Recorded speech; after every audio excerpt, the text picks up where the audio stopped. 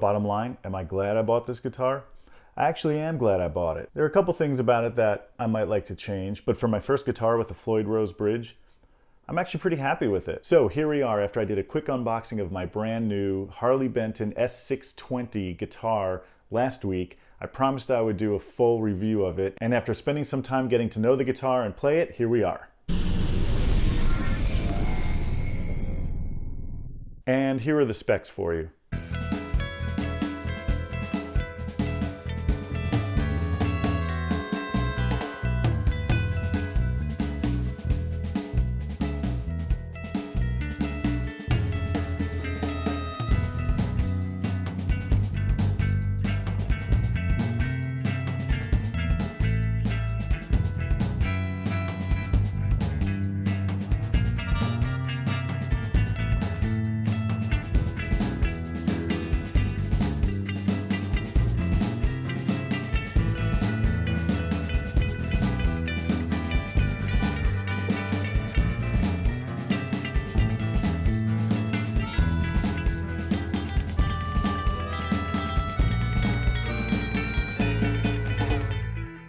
For a while now, I have owned two Harley Benton guitars, a Les Paul style SC550 and a PRS-24 style CST-24T. The SC550 has a fixed bridge, and the CST-24T has a Whammy Bar, Tremolo Bar, Vibrato Arm, but I had been wanting to try a guitar that had a floating bridge, Floyd Rose style. And this guitar is what Harley Benton offers in the lower price ranges for guitars with Floyd Rose bridges. I think I've talked to you all about my love for Harley Benton. It's the in-house brand of guitars for the German mega music store Thomann. So this is my third guitar from them, and I'm just really enjoying them, every one of them. This guitar cost $165 US plus $60 to ship expedited from Germany to California. So about $225 in hand. I mean, for that price, the things that you get for that versus the little things that you have to sort of put up with and tolerate, I think it's a totally great trade-off. And you know, the things that I might want to fix down the line, not too expensive, not too difficult, and I can live without them until I'm ready to really just do it. This guitar comes with a bridge that's called by Floyd Rose for Harley Benton. So it's basically licensed. It's not a true Floyd Rose. So that brings the price down a little bit. But surprisingly enough, that's the thing that I kind of like most about this guitar. The bridge is pretty great, and the arm is great, and the tuning stability is all there. It's a double locking system, so the strings get locked from the back here in the back of the bridge, and it has fine tuners, and it also gets locked here at the locking nut. I have to say, I've been messing around with this guitar for a week. I've really been putting it through its paces. I'm using the bar a lot. I'm diving down, I'm pulling up and back, and the tuning really stays there. I'm really surprised by that. I'm really pleased with that. I also like the fact that it comes with two Hi-Gain Humbucker Pickups. These are pretty stanky, nasty, crunchy. They really do give out a pretty cool sound. The neck shape is, they're calling it a modern C shape. So what's funny is the CST-24T is, I would think, is a little more similar to this guitar than is the SC550, which is an LP style. This guitar, the shape, which also I do enjoy, it's the Super Strat style.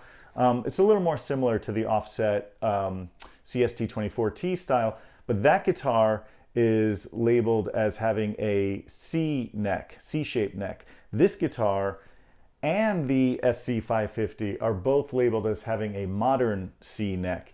And when you play them, it's interesting. This and the SC550 are pretty much identical.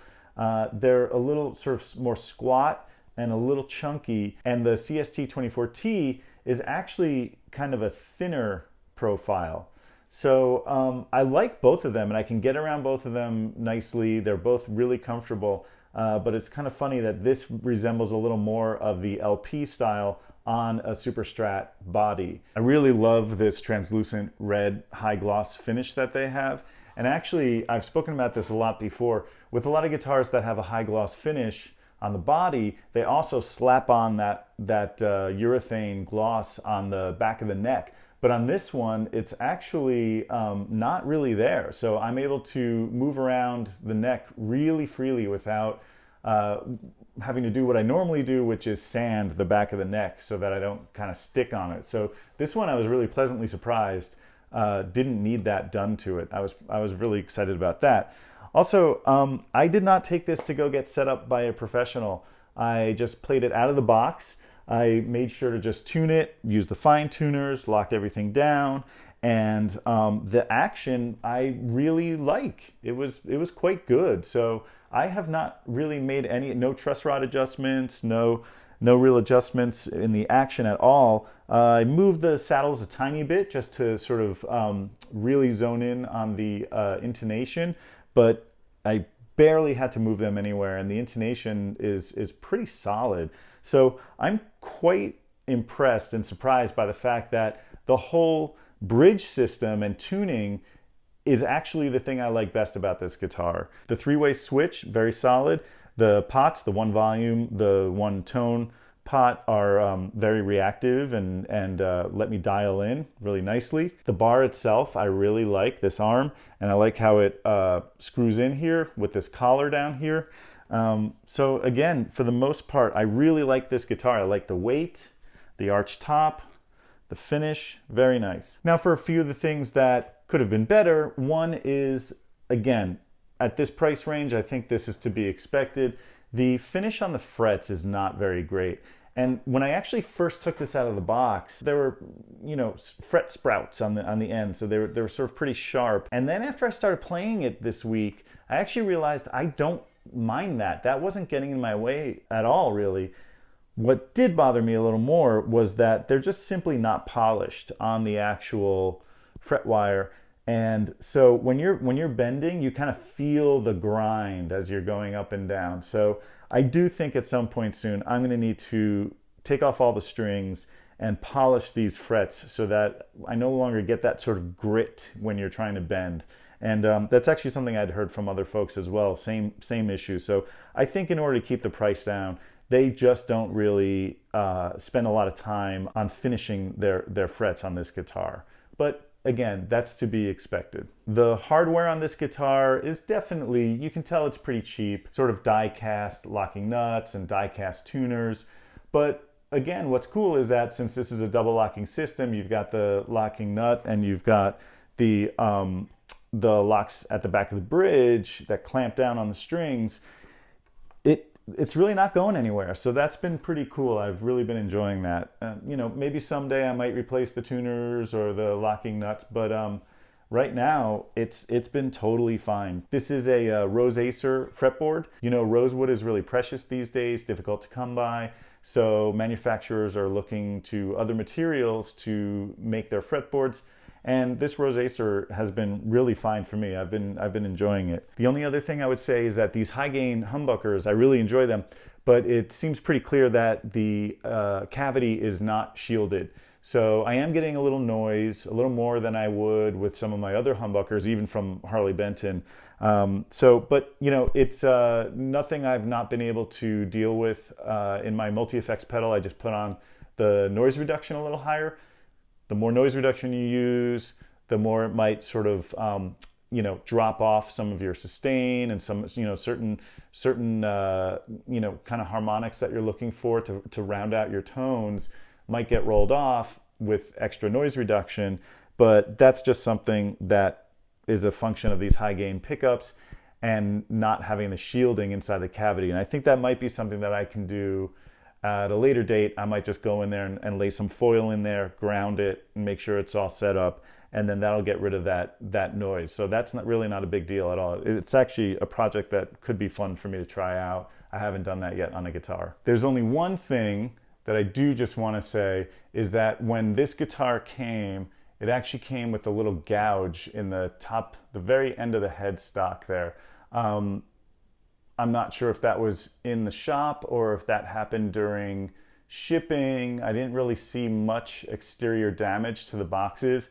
I contacted Thomann and they said that if I'm willing to keep the guitar, they would knock off $25 from the price. So I took that deal. I can just sand this down and, you know, kind of smooth it out, kind of get rid of it. It's okay.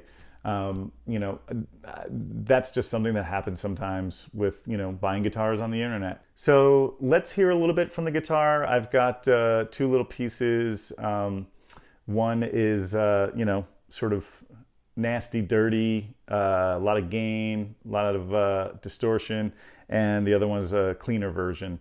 So see what you think.